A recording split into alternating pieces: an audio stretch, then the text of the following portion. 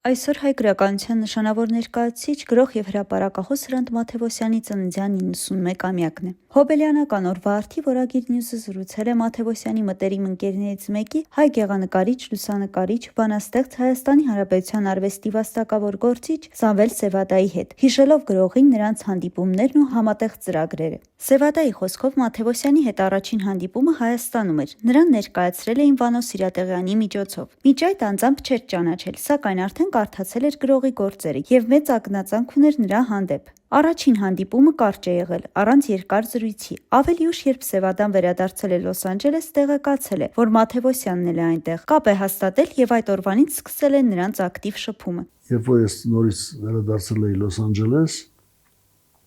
ինձ Երևանից զանգեցին եւ ասացին, որ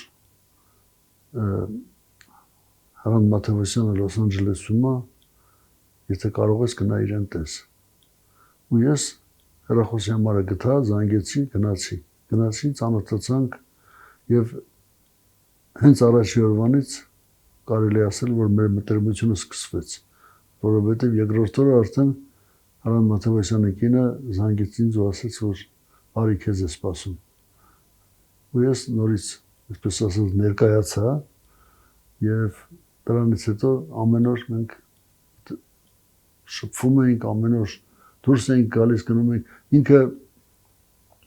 Լոս Անջելեսի լեռները, սարերը նմանացնում էր Հայաստանի լեռներին եւ իսկապես այդպիսի բան կար։ Եվ ես մեքենայով վերցնում էի իրան ու գնում էինք սարերը շրջելու։ Նկարիչը պատմում է, որ Լոս Անջելեսում մտադիր էր Մաթեւոսյանի հետ իրականացնել նոր գրքային նախագիծ հարցազրույցների ձևաչափով։ Խոսքը տարբեր լրագրողների հարց ու պատասխանների հիման վրա կազմվող գրքի մասին էր, որը ինքը ցանկանում էր ավելացնել նաև լրացուցիչ հարց Սփյուռքի թեմայով։ Նախագիծը սակայն չի հասցրել ավարտին։ 11 հայտնի լրագրողներ հարցեր էին ուղղել, տարբեր հարցեր, եւ ինքը 11 պատասխաններ էր տվել։ Ես դա կարդացի ուղղակի ինտերնետում կարդացի եւ շատ տպավորված էի այդ իր պատասխաններից եւ հարցերն էլ շատ հետաքրքիր էին, տարբեր բնույթի, ամեն մեկը տարբեր հարցեր էին տվել եւ իմ մոտ միտք հղացավ, որ 12-րդ հարցն էլ ես տամ իրեն, չնայած ես մասնագիտությամբ լրագրող չեմ, բայց ես իրեն որ ասացի, ես մտածել եմ քո գիրքը տպենք Լոս Անջելեսում, այդ վերնագրով հենց մի ուրացիր եղբորդ, եւ 12-րդ հարցն էլ ես կտամ, ինքը ասաց, բոլոր հարցերը ասաց սպառված են, ասաց չէ, Սփյուռքի մասին ոչ մեկը չի հարցրել, քանի որ մենք հիմա Սփյուռքում ենք գտնվում, այսպես ասած, ավելի լավ է 12-րդ հարցը ես կձևակերպեմ ու դու կպատասխանես ու մենք բան կանենք, այս գիրքը կտպագրենք, ասաց շատ լավ, դու հարցրու հարցդ գրի բեր, ասես ես գրավոր կպատասխանեմ։ Այդպես էլ արեցի, բայց իմ հարցը գրելը տևեց մոտավորապես մի շաբաթ, որովհետև ես շատ այդպես հարցը կարճ չէի ձևակերպում, պետք է ինչ-որ իմ մտքերը գրեի, էլի, նաև Սփյուռքի հետ կապված բան, տվեցի հարցերը, բերեցի գրավոր, ինքը կարդաց եւ իր նման ասեց գեղեցկագրությունը։ Ես դա ընդունեցի որպես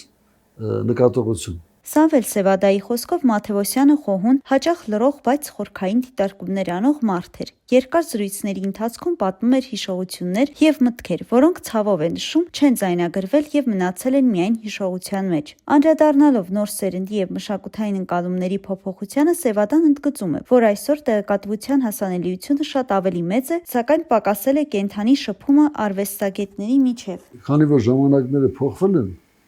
այսինքն հնարավորությունները այլ են, միջոցները տարբեր են, այն ինչ որ մենք երիտասարդ ժամանակ սիրել ենք, կարդացել ենք, հասկացել ենք, փորձել ենք հասկանալ, շփվել ենք այդ մարդկանց հետ, արվեստի գործիչների հետ, ասենք շատ արտասահմանյան գրականություն դժվար էր կարդալ այն ժամանակ, սովետական միության ամեն ինչ չէ որ հնարավոր էր, ամեն ինչ չէ որ մենք կարող ենք տեսնել նկարչության բնագավառում, այսինքն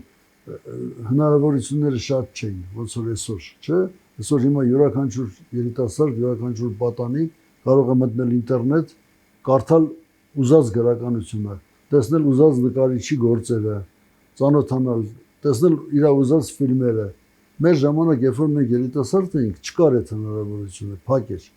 Այդ երկաթե վարագույրը գործում էր սովետական միության։ Խոսելով այն մասին, թե ինչպես կարձագանքեր Մաթևոսյանը այսօրվա իրողությունների, Սևադան նշում է. Հիմա շատ դժվար է ասել այդ մասին։ Մաթևոսյանը հիմա որ լիներ ինչ ձևով ինչ կմտածեր, ոնց կարձագանքեր այս կյանքին այսօրվա այն ամենին, ինչ որ կատարվում է Հայաստանում, Հայաստանի հետ։ Բարդ է ասելը, որովհետև ինքը շատ փակ մարդ էր, ստեղծագործություններն էլ ինքը գրում էր ըստ տրամադրության։ Հնարավոր կարող է ինքը ասենք օրերով, շաբաթներով ոչինչ չգրեր, էլի, բայց որը ես նորմալ եմ համարում։ Արվեստագետը պարտադիր չի որ ասենք նկարիչը նստի ամեն օր նկարի։ Այսինքն եթե չի նկարում, այդ չի նշանակում որ ինքը դադարում է արվեստագետ լինելուց։ Նույնն էլ Մաթևոսյանի պարագայում ինքը կարծում եմ որ հետաքրքրությամբ կնայեր այս ամեն ինչին։ Գոնե ասենք եթե ձեզ հետաքրքրում է թե ինքը ասենք ոնց կվերաբերվի այսօրվա երիտասարդությանը կամ նրանց մտածելակերպին, շատ տարբեր է ամեն ինչ, շատ բարդ է։ Բայց քանի որ ինքը շատ խոհուն մարդ էր, շատ նորմալ կարձագանք էր, կհասկանար էլի։ Մերի Հակոբյան, Օրագիր Նյուզ։